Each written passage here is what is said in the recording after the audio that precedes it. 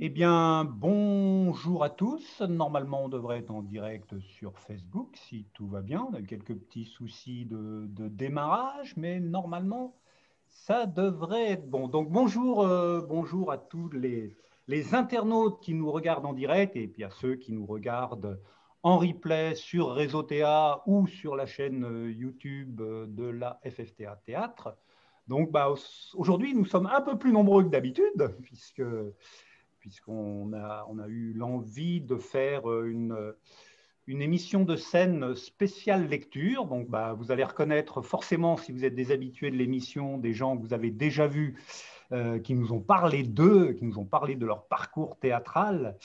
Et aujourd'hui, on va les écouter, non pas parler d'eux, mais lire ou dire, si c'est des textes sus ou pas, mais lire ou dire, enfin, en lecture principalement, des textes, alors soit des textes de théâtre, soit des poèmes, soit des morceaux de romans, soit un peu ce qu'ils avaient envie de faire, quoi, hein. Moi, je leur ai dit, voilà, carte blanche pour nous lire quelque chose.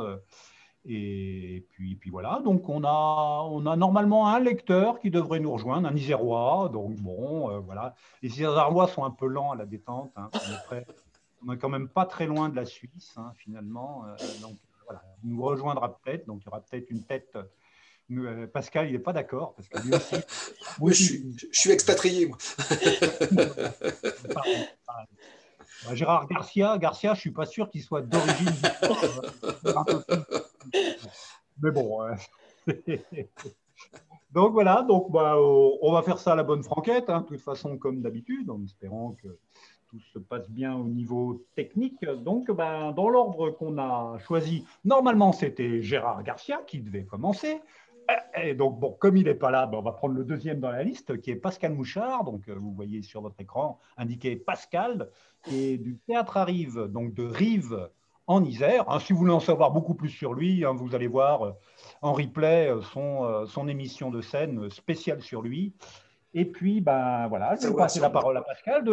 Qu'est-ce que tu vas nous conter, Pascal? De quoi tu vas nous parler? Eh bien, j'ai choisi un petit texte extrait d'un livre de Karl Valentin, un auteur humoristique du début du XXe siècle, autrichien, que j'adore et que je n'ai pas souvent l'occasion de prononcer.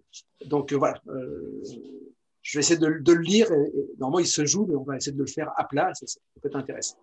Donc ça s'appelle l'Aquarium. Autrefois, non, pas une autre fois, autrefois jadis. Jadis, j'habitais dans la rue de Senling. Non, mais pas dans la rue de Senling, on ne pourrait pas à cause du tramway qui passe. J'habitais dans les maisons de la rue de Senling. Bon, pas dans toutes les maisons, bien entendu, seulement celle qui est là, comme ça, là, entre deux autres maisons. Je ne sais pas si vous la voyez, mais c'est là-bas que j'habitais. Pas dans toute la maison, seulement au premier étage. Celui qui est au-dessus du rez-de-chaussée et en dessous du deuxième étage. Et là, on a un escalier qui monte-descend au rez-de-chaussée et qui remonte au deuxième étage. Alors, c'est pas l'escalier qui monte, c'est nous qui montons l'escalier.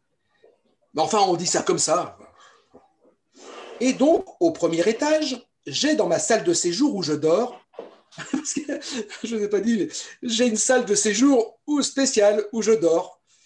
Et dans la chambre à coucher, je séjourne. Bon.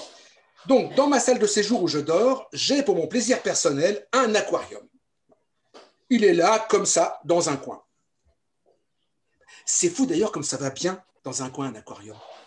On aurait aussi pu mettre un aquarium en rond, mais ça n'aurait pas aussi bien rempli le coin. Ouais. Bon, oh, il n'est pas bien grand, hein. Disons qu'il est grand, disons comme ça, hein, que ça, ce sont les parois en verre.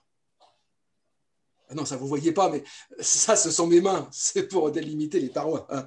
C'est pour vous expliquer, pour que vous compreniez mieux. Donc ça, ce sont les parois en verre. C'est mes mains, mais c'est les parois en verre.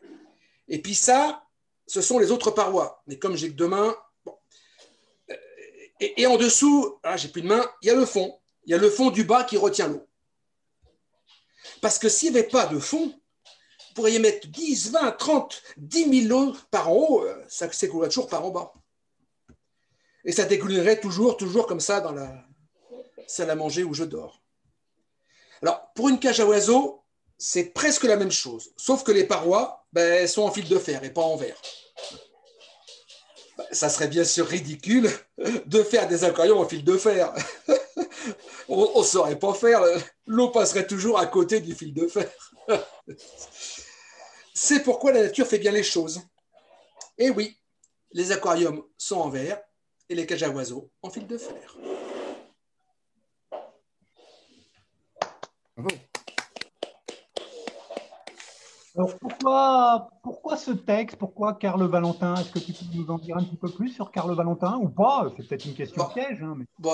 pas forcément historique, mais c'est vraiment des textes tous du même acabit comme ça. Il y a le bastringue, autre sketch, puis il y a la sortie au théâtre. C'est des trucs mais complètement tarabiscotés. Et j'ai vu une fois un spectacle fait à partir des textes de Karl Valentin. J'ai vu ça à Grenoble, ou c'était à Lyon, je ne sais plus. Enfin bref, ils avaient fait ça sous forme de cabaret. Parce qu'il faisait beaucoup ça, Karl Valentin, il faisait des trucs un peu dans les cafés-théâtres, les cabarets à l'époque. Et c'est toujours complètement délirant. Bon, il y a le sketch de la pharmacie, tu dois connaître, Jean-Claude, où le gars vient chez un médicament qui a un nom. Pour les ateliers théâtre, quoi. Ouais, voilà. Et j'avais appris à mes filles, quand j'étais petite, enfin, elles étaient adolescents et faisaient du théâtre. Et j'aimais bien les voir jouer ce truc de l'aquarium. Une faisait les gestes, l'autre faisait le texte. Puis voilà, quand tu m'as parlé de texte à jouer, je me dis, tiens, à lire, je me dis, tiens, c'est pas mal, ça serait bien de le ressortir. Je rêve de remonter le truc de Karl Valentin. Je trouve que c'est complètement barré, quoi. Ah oui, ça demande toute une mise en œuvre.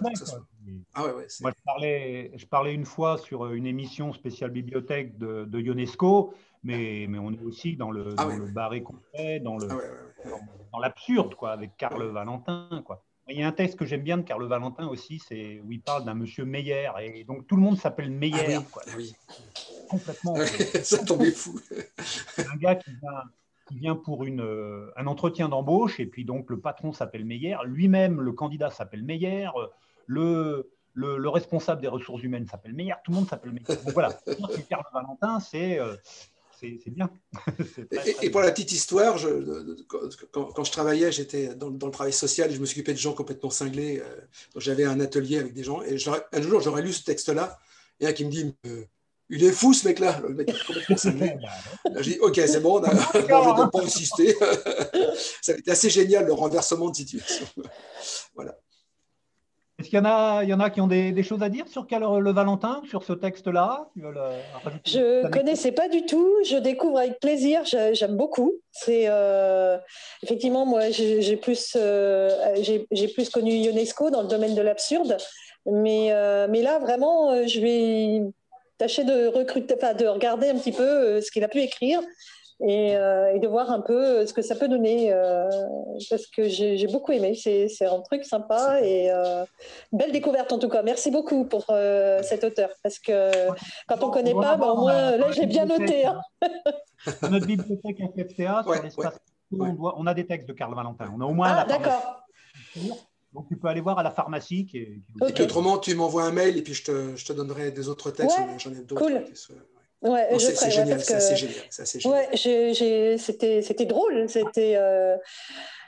mais surtout c'était naturel. On n'avait pas l'impression, enfin, tout en étant absurde, il y avait quelque chose de naturel. Ça se tient. Voilà, exactement. Et du coup, on peut même mettre ça dans une scène totalement quotidienne. Et c'est ça qui est intéressant. J'aime beaucoup, vraiment, c'est une belle découverte. Vraiment, il peut se jouer, il est vraiment intéressant à jouer parce qu'il y a tout on peut jouer sur les silences aussi, qui sont difficiles en lecture. Il est indiqué Bazin, ça, je suis d'accord. Parler, mais son prénom, c'est Fabienne. Hein. oui, le problème de la technique. J'ai mes élèves qui vont beaucoup se moquer de moi, ça c'est clair. Je ne suis pas très douée en matière. Donc je vais encore recevoir des tacles. Celui qui vient de nous rejoindre, par exemple. Salut Gérard, tu nous entends? Salut, coucou. Bonjour à tout le monde. Bonjour Gérard. Gérard est là. Bonjour. Bah écoute, voilà, on a commencé sans toi, mais vous avez bien fait. Donc tu vas pouvoir enchaîner avec le texte que tu nous as préparé. Donc voilà, on t'écoute et puis on en parle un petit peu après, quoi. Voilà. À toi de jouer, Gérard. Allons-y. Ça s'appelle le dernier con. Dans une époque très éloignée dans l'avenir, à force de traitements biochimiques, de conditionnements spécialisés, d'entraînements intensifs, les capacités intellectuelles de l'humanité se sont égalisées vers le haut. L'intelligence élevée est devenue une denrée commune. Le QI de la population a doublé. D'ailleurs, tout le monde sourit maintenant à cette idée ridicule et arbitraire de vouloir mesurer un quotient intellectuel. Comme il y a des formes d'intelligence différentes, certains sont plus portés vers les maths ou la physique, d'autres vers la créativité pure, et les génies courent les rues.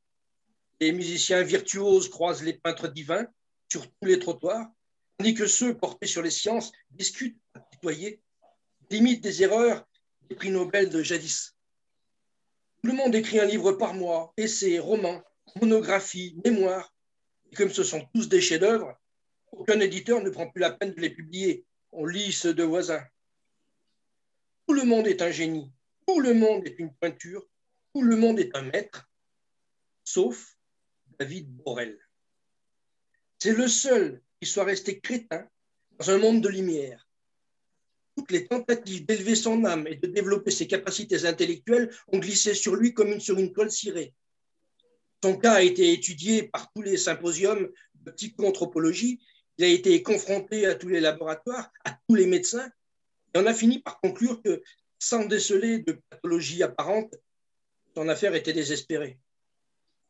Mais comme il présentait un intérêt patrimonial évident, on a décidé de prendre à son égard des mesures conservatoires et qu'il entrerait dans le patrimoine commun de l'humanité comme le dernier spécimen d'une typologie éteinte. Actuellement, David Borel est agent d'entretien à la SOCUREC, la Société planétaire de jeux abstraits. Mais ça n'a pas été facile de le trouver ce poste. En fait, comme le ménage a été robotisé depuis longtemps, il n'y a plus de bureau puisque chacun travaille chez soi. Il n'y a donc plus de couloir ni d'ascenseur pour les desservir, vu que chaque société planétaire se réduit à un gros ordinateur, gros en capacité en taille. Tous rassemblés dans la capitale du monde, il a fallu construire des locaux industriels, des bureaux et des couloirs, à la seule fin de permettre à David Borel de les entretenir. On lui a aménagé un petit local au sous-sol, avec un placard à balai et des aspirateurs des précédentes générations. Quand il est entré, on a vu qu'il faisait une drôle de tête.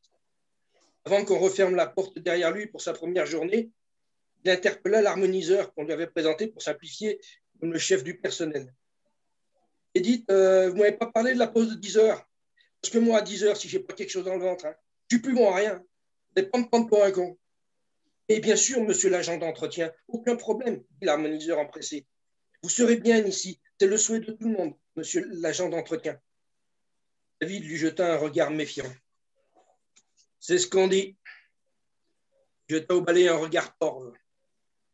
Bon ben, il n'y a plus qu'à. Pendant plusieurs mois, tout se passa bien.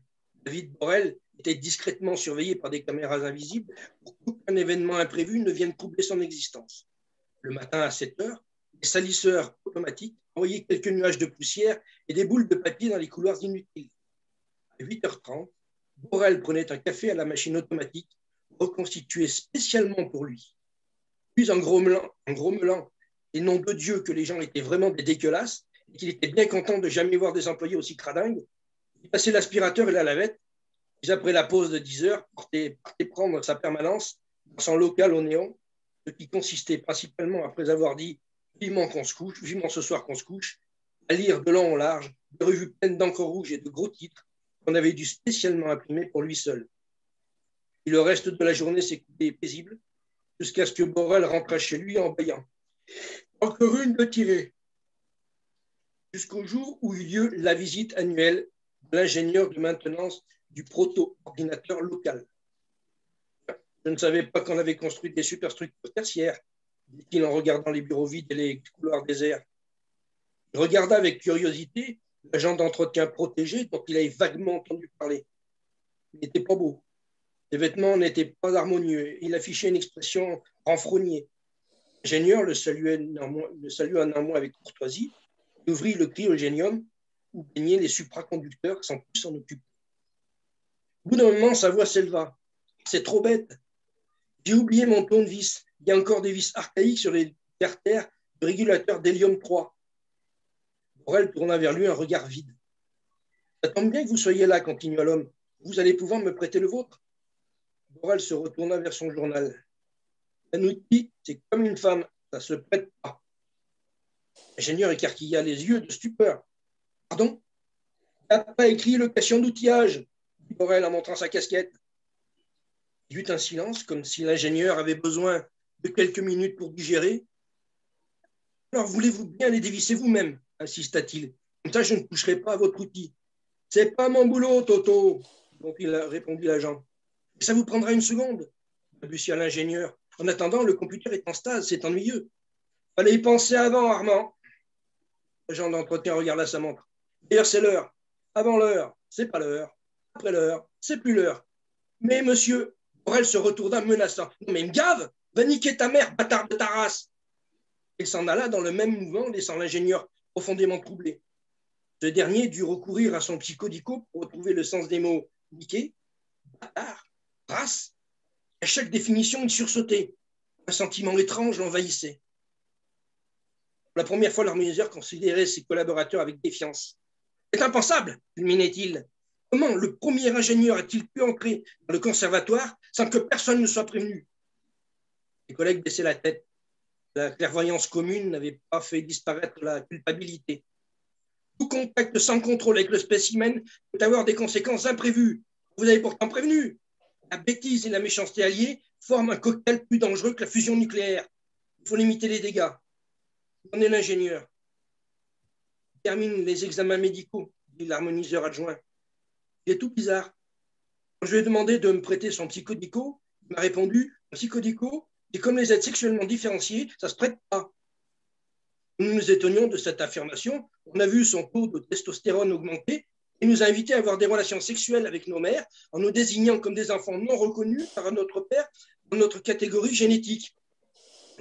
C'est grave, il y a contamination. Certainement pas. Toutes les mesures d'isolement ont été prises, monsieur l'harmoniseur. Le danger est écarté. Le temps que vous disiez vrai. Les temps barbares ne sont jamais loin. L'harmoniseur s'éloigna. Il n'entendit pas son adjoint grommeler. Mais s'il me parle encore comme ça, je lui couvre le visage d'hématome à se sodomiser.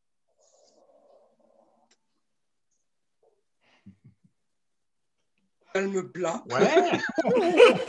Impressionnant, quoi. De qui? Parle-nous un peu de son auteur. Pourquoi tu l'as choisi, déjà?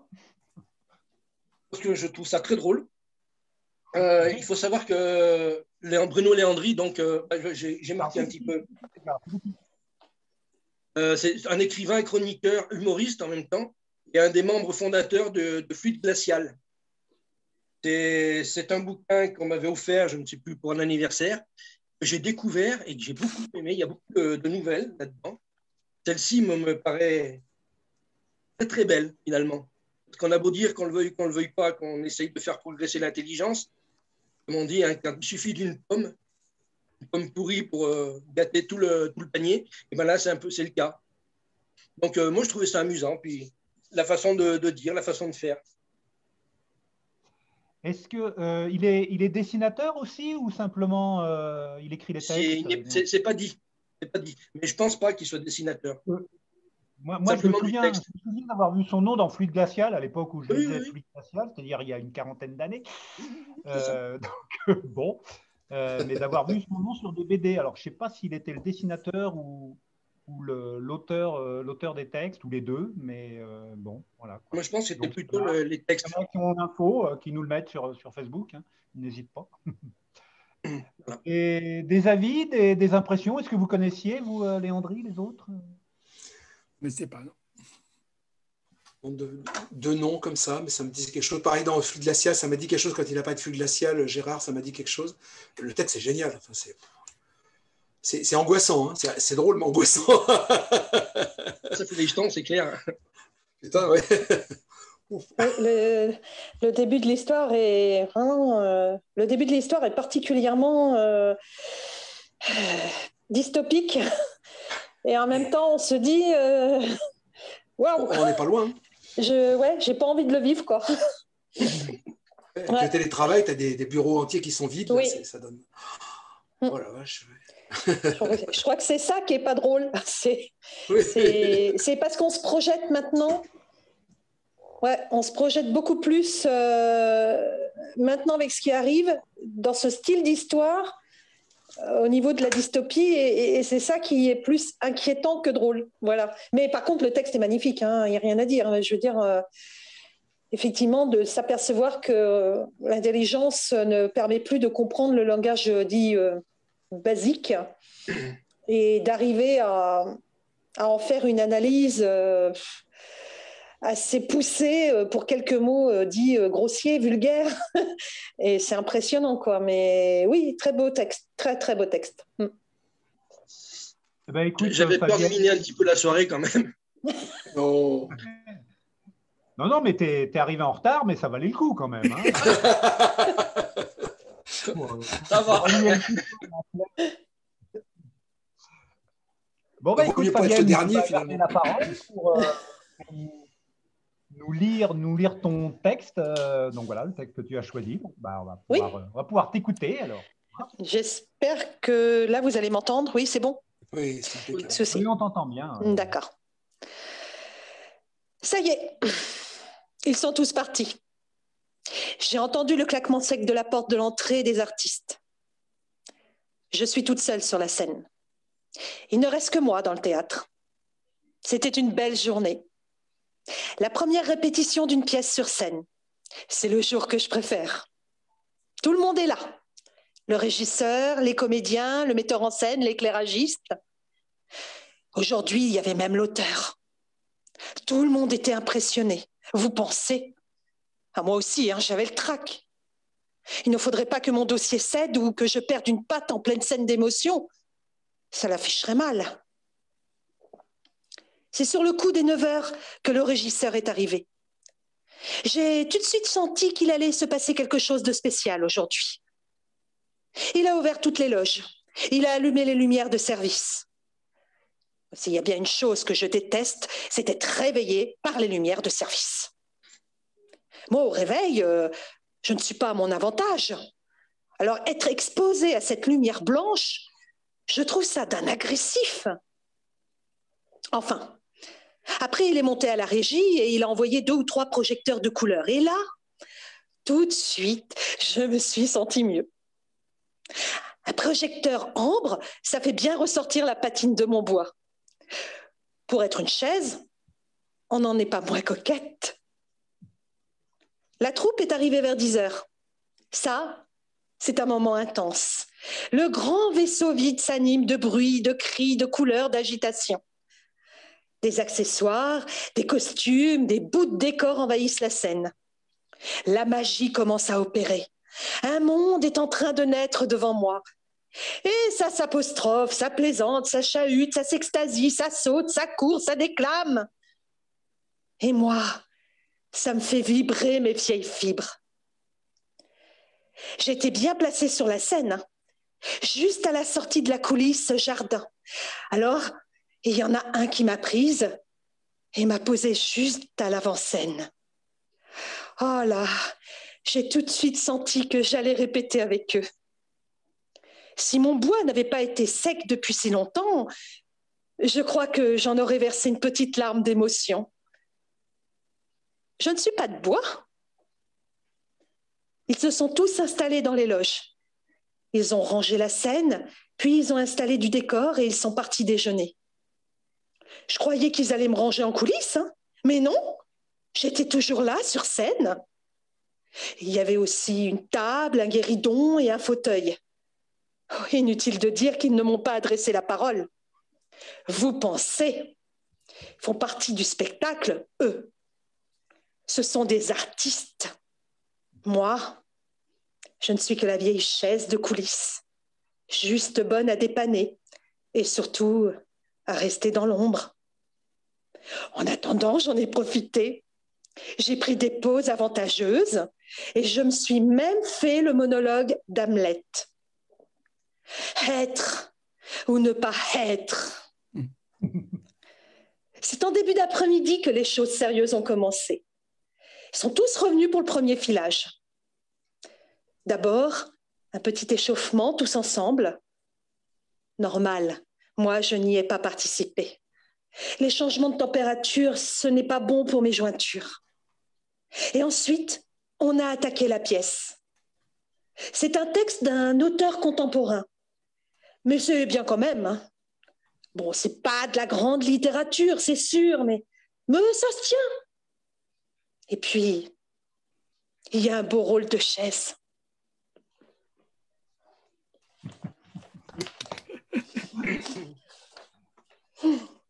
Alors, dis-nous un petit peu, voilà, de qui Excellent. Pascal Martin fait beaucoup de textes drôles, enfin de textes humoristiques en matière de théâtre. Je sais que j'ai lu beaucoup de textes, mais je l'ai vraiment découvert sur Ça sent le sapin, qu'il a coécrit avec un autre auteur que j'aime énormément, Thierry. Ça va me revenir, mais là ce soir c'est un peu et oui, il a cette façon d'aborder des choses simples, pareil, c'est ce que j'aime, c'est ce côté naturel. Cette chaise, moi, elle m'a beaucoup marquée parce que oui, à chaque fois que j'arrivais dans un lieu vide, c'est la première chose que je vois, c'est la chaise vide. Et à chaque fois, c'est vrai qu'on en a besoin. Donc on la prend, on s'en sert et on l'utilise. Et quand j'ai lu ce texte, je me suis dit, mais ouais, c'est vrai, quoi. Et du coup, je regarde les chaises vraiment différemment dans un théâtre, hein, je vous assure. Parce que, quelque part, voilà, je me dis, elle est utile, elle nous aide. Et voilà. Et c'est vraiment un petit texte c'est un petit bonbon pour moi. Voilà, c'est un petit bonbon que j'aime énormément. Je n'ai jamais fait travailler mes comédiens parce que c'est assez court. Alors... Mais moi, je l'avais lu, relu, c'est quelque chose qui m'a beaucoup touchée. Et quand je suis retombée dessus, en cherchant dans mes textes, ouais, j'ai dit, ouais, celui-là, voilà. Et puis, j'aime bien cette ambiance. Et la phrase qui m'a beaucoup plus marquée, qui vraiment, c'est le côté de la table du guéridon, qui n'adresse pas la parole. Et ça, c'est ce qu'on connaît du théâtre professionnel avec le théâtre amateur. Et voilà, où quand c'est des acteurs, non, on n'adresse pas la parole aux gens qui sont amateurs. Voilà, c'est... La vedette de la pièce avec les figurants, quoi, aussi, parfois. Hein. Oui, parfois. Alors, dans le domaine amateur, moi, c'est vrai que j'ai eu cette chance de ne pas connaître ça. J'ai vraiment eu cette chance. Moi, je suis vraiment... j'ai connu des gens qu'importe les rôles qu'ils avaient, alors même quand j'ai démarré, et des très très bons, j'ai jamais été mise de côté, j'ai toujours été englobée, et ça, c'est vrai que j'ai pas connu ce truc-là. Donc, c'est vrai que je sais pas, mais je sais que ça existe, je sais que je l'ai vu, et ça m'a toujours marqué. Donc, moi, c'est vrai que je ne le... Ça doit être Thierry François, non? Oui, merci infiniment pour lui. Thierry François, c'est exactement ça. On a des textes dans notre bibliothèque de Thierry François et puis de...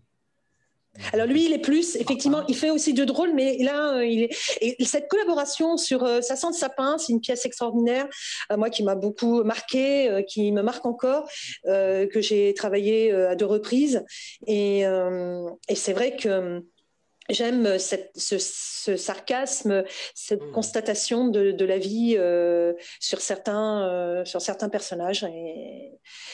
Et donc oui, cette chaise, elle me ramène à beaucoup de choses dans le monde du théâtre. Voilà, et c'est pour ça. J'ai un petit souci d'ordinateur. Ma bande passante est faible. Est-ce que vous m'entendez? Oui, on vous entend. Oui, on t'entend, mais voilà, quoi. Ok, bon. Pour finir sur Pascal Martin, c'est je crois que c'est un des fondateurs du site leproscenium.com. Oui, tout à fait. Ah oui, d'accord. Tout à fait. Des textes qui sont non publiés. Et donc, suite à ça, comme il a eu pas mal de succès sur le Proscenium, il a réussi à se faire éditer. Et puis maintenant, il est très, très joué par les compagnies amateurs. Alors, les compagnies professionnelles, je ne sais pas, mais au moins par les compagnies amateurs. Il fait des petits sketchs, il fait des pièces aussi avec des distributions plus ou moins élastiques, ce qui est facile pour des ateliers théâtre ou des troupes. Oui, puis il laisse libre aussi à la création, c'est vrai, beaucoup aux metteurs en scène, et ça c'est intéressant parce que c'est vrai que quand on est dirigé, on a des didascalies de certains auteurs, il faut faire un pas à droite, il faut faire un pas à gauche. Bon, moi, j'avoue, j'ai un peu de mal. J'aime bien m'imprégner d'un texte et j'aime bien le ressortir tel que moi je l'ai digéré et non pas qu'on me donne des ordres sur la manière dont je vais le monter, quoi. Donc, au moins, Pascal Martin, comme Thierry François, ils ont, sauf bon, des impératifs, bien évidemment. Il y a des fois, on ne peut pas faire autrement, on est obligé. Mais en dehors de ça, c'est vrai qu'ils laissent libre les metteurs en scène de travailler leurs pièces à leur façon. Donc, ça, c'est cool. Merci Fabienne. Alors Fabienne, comme vous deviez vous en douter, elle est la record woman en durée de l'émission de scène pour l'instant. Donc c'est elle qui organise toutes les choses à chaque fois, quand elle nous a parlé d'elle. Donc si vous voulez en savoir beaucoup sur elle, il faut prévoir 3 jours pour... Tu as remarqué que mon texte était court là ce soir. Ouais, voilà, impeccable. C'est le commentaire. Finalement, ce qui s'est dit, c'est beaucoup plus long que le texte, mais bon, faut pas. Non, c'était super, Fabienne, très très bien. Merci. Très beau texte. Gérard, coucou. On va t'écouter, Gérard. L'autre Gérard qui arrive. Gérard qui revient, ouais. Et toi, désolé, Gérard, j'ai eu un petit problème de connexion. Ouais, t'es revenu, ok. À toi, Gérard. Je vais vous lire alors un extrait parce que c'est assez long, donc de Exercice de style de Raymond Queneau. Vous voyez là, hop là. Raymond Queneau, c'est un romancier, poète et dramaturge français qui a écrit notamment Zazie dans le métro, qui a été adapté au cinéma. C'est pour ça que ça fait un petit peu ça. On connaît un petit peu plus grâce à ça. Alors, Exercice de style, c'est une histoire banale que Raymond Queneau a écrit de 99 façons différentes après, donc selon certains styles. Pour situer un petit peu, ça a été écrit en 1947. Donc voilà, ça date un tout petit peu, mais ça peut rester encore d'actualité. Donc voilà, je vais commencer là-dessus. Donc l'histoire banale, c'est le narrateur qui rencontre dans un bus un jeune homme au long cou, coiffé d'un chapeau orné d'une tresse au lieu d'un ruban. Le jeune homme change quelques mots assez vifs avec un autre voyageur, puis va s'asseoir à une place devenue libre. Un peu plus tard, le narrateur rencontre le même jeune homme en grande conversation avec un ami qui lui conseille de faire remonter le bouton supérieur de son pardessus. Alors, je ne vais pas vous lire les 99 versions, puisqu'on m'a limité dans le temps, mais donc il y aura une version longue plus tard. Alors, gastronomique. Après une attente gratinée sous un soleil au beurre noir, je finis par monter dans un autobus pistache où grouillaient les clients comme asticots dans un fromage trop fait. Parmi ce tas de nouilles, je remarquais une grande allumette avec un cou long comme un jour sans pain et une galette sur sa tête qu'entourait une sorte de fil à couper le beurre. Ce veau se mit à bouillir parce qu'une sorte de croquant, qui en fut baba, lui assaisonnait les pieds poulettes. Mais il cessa rapidement de discuter le bout de gras pour se couler dans un moule devenu libre. J'étais en train de digérer dans l'autobus de retour lorsque je le vis devant le buffet de la gare Saint-Lazare avec un type tarte qui lui donnait des conseils à la flan à propos de la façon dont il était dressé. L'autre en était chocolat. Zoologique. Dans la volière, qui à l'heure où les lions vont boire, nous emmenait vers la place Champéret, j'aperçus un zèbre au cou d'autruche qui portait un castor entouré d'un mille-pattes. Soudain, le girafeau se mit à enrager, sous prétexte qu'une bestiole voisine lui écrasait les sabots. Mais pour éviter de se faire secouer les puces, il cavala vers un terrier abandonné. Plus tard, devant le jardin d'acclimatation, je revis le poulet en train de pépier avec un zozio à propos de son plumage. Géométrique. Dans un parallélépipède rectangle, se déplaçant le long d'une ligne droite d'équation 84x plus s égale y, un homoïde A présentant une calotte sphérique entourée de deux sinusoïdes au-dessus d'une partie cylindrique de longueur n supérieure à n, présente un point de contact avec un homoïde trivial B. Démontrer que ce point de contact est un point de rebroussement. Si l'homoïde A remonte à un homoïde homologue C, alors le point de contact est un disque de rayon R inférieur à L. Déterminer la hauteur H de ce point de contact par rapport à l'axe vertical de l'homoïde A. Rêve. Il me semblait que tout fut brumeux et nacré autour de moi, avec des présences multiples et indistinctes, parmi lesquelles, cependant, se dessinait assez nettement la seule figure d'un homme jeune, dont le cou trop long semblait annoncer déjà par lui-même le caractère à la fois lâche et rouspéteur du personnage. Le ruban de son chapeau était remplacé par une ficelle tressée. Il se disputait ensuite avec un individu que je ne voyais pas. Puis, comme pris de peur, il se jetait dans l'ombre d'un couloir. Une autre partie du rêve me le montre marchant en plein soleil devant la gare Saint-Lazare. Il est avec un compagnon qui lui dit « Tu devrais faire ajouter un bouton à ton par-dessus. » Là-dessus, je m'éveillai. Alexandrin. Un jour, dans l'autobus S qui porte la lettre S, je vis un foutriquet de je ne sais quelle espèce qui râlait, bien qu'autour de son ruban, il y eut de la tresse en place de ruban. Il râlait, ce jeune homme, à l'allure insipide, au col démesuré, à la laine putride. Parce qu'un citoyen qui paraissait majeur le heurtait, disait-il, si quelques voyageurs se hissaient haletants et poursuivis par l'heure, espérant déjeuner en sa chaste demeure. Il n'y eut point d'esclandre. Et le triste quidam courut vers une place et s'assit sottement. Comme je retournais direction rive gauche, de nouveau j'aperçus ce personnage moche, accompagné d'un zèbre imbécile dandy qui disait « Ce bouton, faut pas le mettre ici. » Petite dernière pour la route. Allez, soyons fous. Philosophique.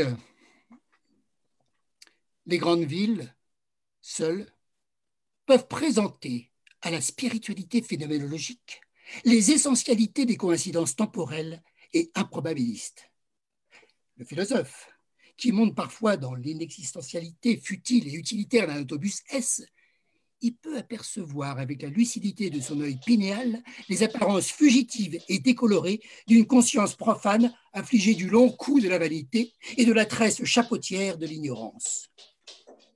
Cette matière, sans antéléchie véritable, se lance parfois dans l'impératif catégorique de son élan vital et récriminatoire contre l'hilarité néo-berkéléenne d'un mécanisme corporel inalourdi de conscience.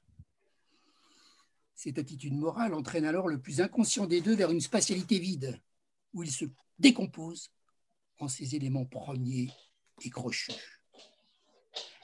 La recherche philosophique se poursuit normalement par la rencontre fortuite, mais analogique, du même être, accompagnée de sa réplique inessentielle et couturière, laquelle lui conseille nominalement de transposer sur le plan de l'entendement le concept de bouton de par-dessus, situé sociologiquement trop bas. Et voilà, il en reste plus que 95. Merci Gérard hein, de Ouais. ce moment. J'adore ça. Ouais, c'est excellent. Ça m'a rappelé beaucoup de choses, puisqu'on a Dominique, donc mon épouse, a fait une adaptation de ce texte-là, mais complètement en s'inspirant, complètement revisité pour Bacchus, la pièce sur le vin que l'on dit. Moi, je l'ai. On a essayé de reprendre la même mécanique, mais avec un texte complètement différent, mais toujours avec voilà, la façon de le faire et puis des choses qui changent à chaque fois. Alors nous, c'est la gare de l'Est, c'est pas la gare Saint-Lazare, mais ça reste une gare parisienne. Moi, je l'ai monté il y a une quinzaine d'années, quasiment la moitié des 99 scènes. C'était 4 personnages en noir qui s'assiedent sur des chaises et qui se levaient. Il y avait dont un qui était aveugle, il y avait tous des personnalités comme ça. Et on avait mis le texte intégral, mais avec tout un jeu de scène qui était vraiment sympa. Vraiment, j'ai un très bon souvenir de ça. Et en t'écoutant, Gérard, j'avais plein de souvenirs qui revenaient, c'était génial. Et ben moi, c'est la première que j'ai jouée. Donc, on a eu la pièce du lycée, puisqu'il faudrait revoir notre émission de scène. Je fais de la pub. Donc, il y a eu une première année où c'était avec le lycée, et donc après, on a monté notre propre troupe, et c'est le premier spectacle qu'on a monté. Voilà, donc ça, moi aussi. Alors, j'ai pas fait les sketchs qu'on avait, à part philosophique que j'avais joué, mais j'ai pris d'autres sketchs et c'était sympa. On faisait des monologues, mais avec des C'est excellent. Non, c'est vrai que c'était sympa. Et puis finalement, ça marche bien. Ça marche bien encore. Oui, ça marche pour 1947 quand même. Bon, il n'y a plus d'autobus S à Paris, je crois, mais les numéros, il n'y a plus. Oui, mais c'est ce qui fait le côté un peu. Voilà, il n'y avait plus assez de lettres. C'est toi qui peux nous confirmer ça, parce qu'on rappelle que on annonce que tu es de Pantin, à côté de Tout à fait, à côté de Paris, donc, 93. À Pantin. Mais c'est pas une marionnette. Non. Eh bien, merci Gérard. Merci à vous pour votre écoute. Ouais, merci beaucoup. André, donc là, merci. on est complètement dans le sud. Donc là, on est dans l'Aude, du côté de Narbonne, pas très loin de Narbonne. Donc pareil, André a fait son émission de scène il y a quelques semaines. Donc si vous voulez en savoir plus sur lui, allez voir l'émission de scène d'André. Donc André, on t'écoute sur le texte que tu nous as choisi. Bien, je vais vous lire. Vous m'entendez bien là? Oui, très bien. Oui. Je vais vous lire un extrait de La guerre de Troie n'aura pas lieu de Jean Giraudoux. La pièce est une pièce qui était écrite entre les deux guerres, à savoir que Jean Giraudoux, auteur de théâtre, comme vous le savez, a fait la Première Guerre mondiale. Il en est sorti survivant de cette guerre. Et il a écrit cette guerre de Troie n'aura pas lieu parce que cette première guerre annonçait déjà la deuxième guerre. C'est dans les années 30 et on voyait la montée du nazisme en Europe et ça a inquiété énormément Jean Giraudoux. Alors, il a, par le théâtre, lancé une sorte de cri d'alarme en utilisant les personnages de l'Antiquité grecque. Eh bien, il a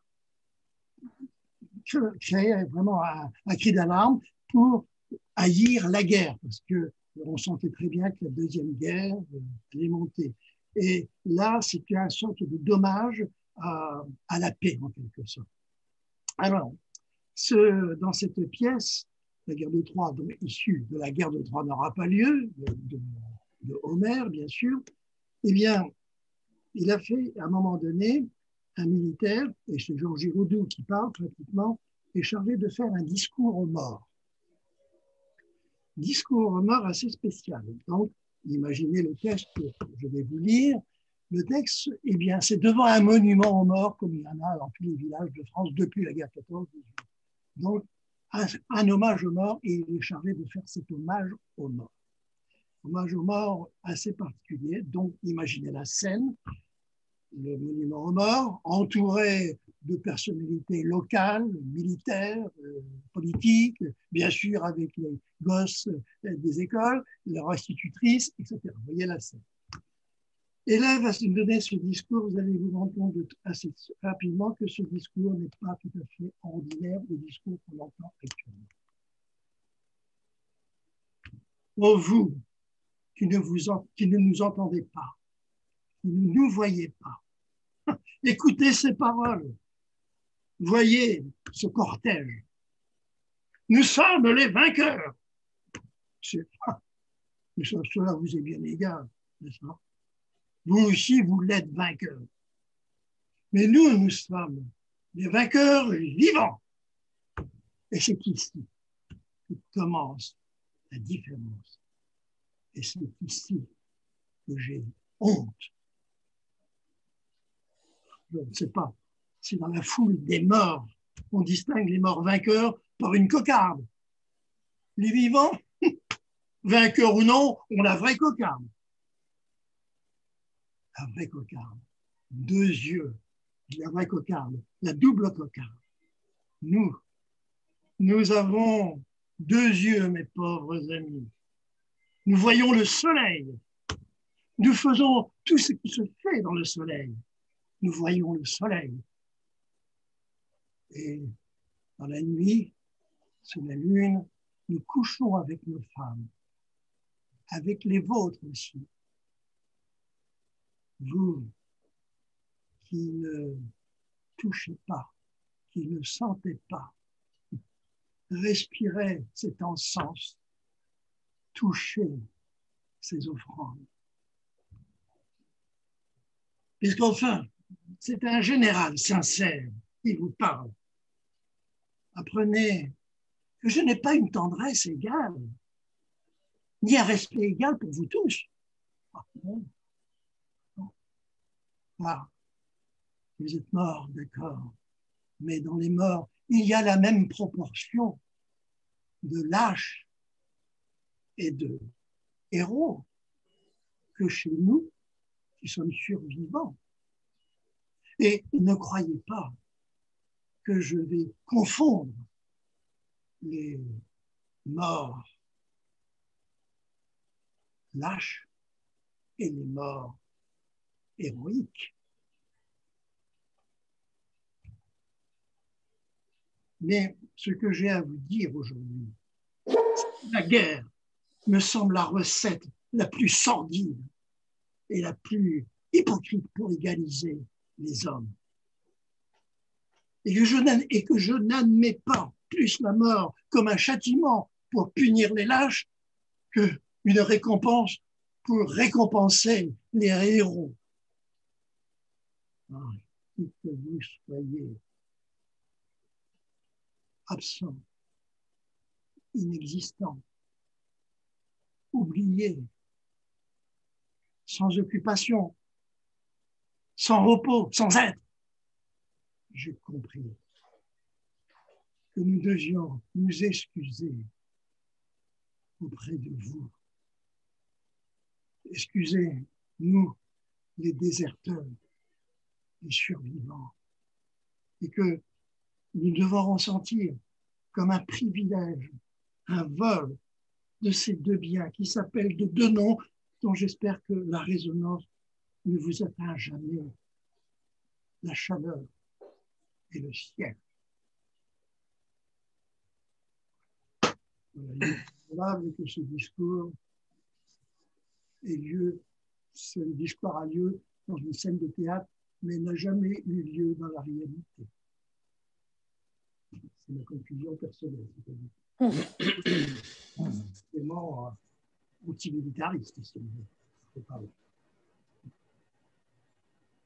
Bien, merci André pour ce texte aussi fort. Hein. Oui, puissant. Là, ça...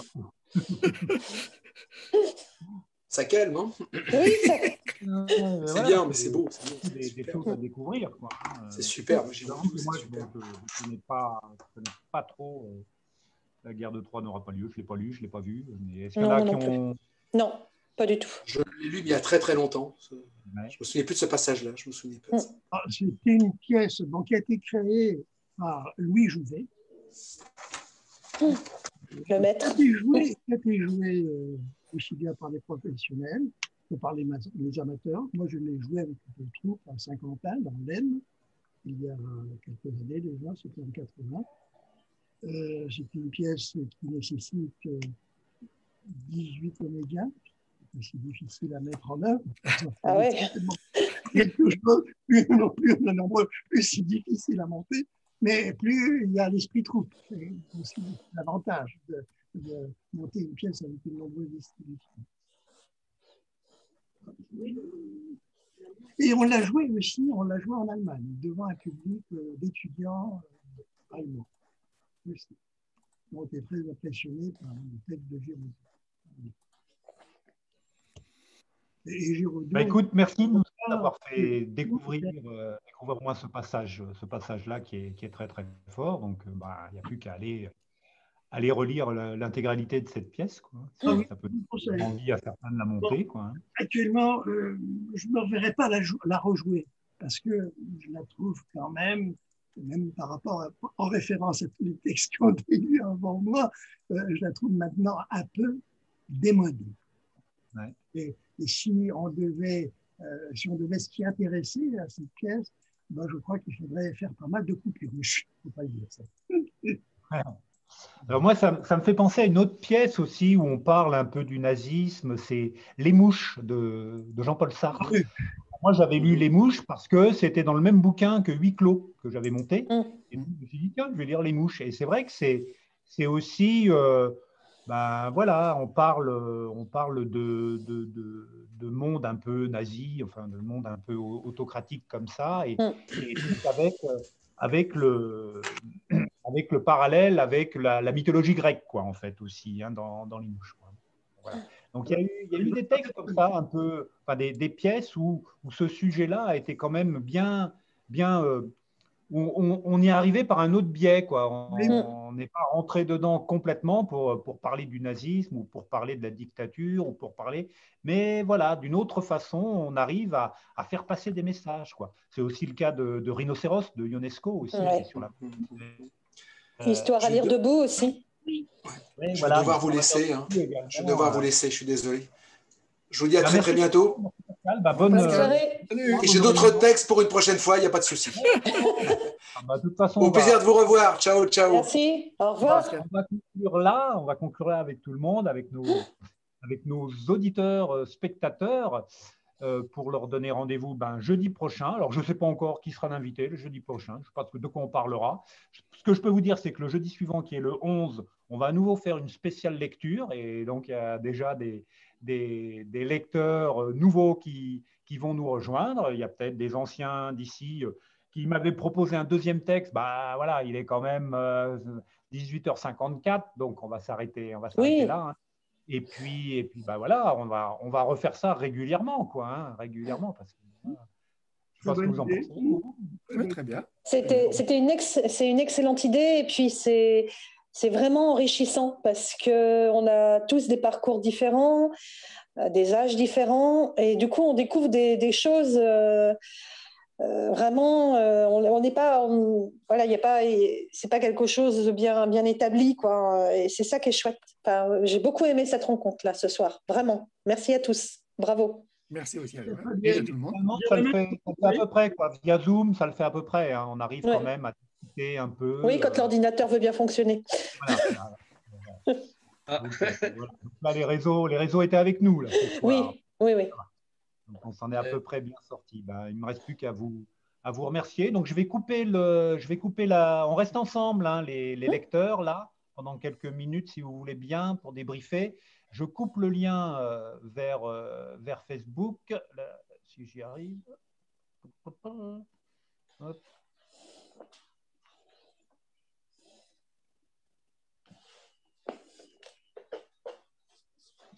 C'est pas facile tous les jours. Hein. Je suis contente, je ne suis pas la seule.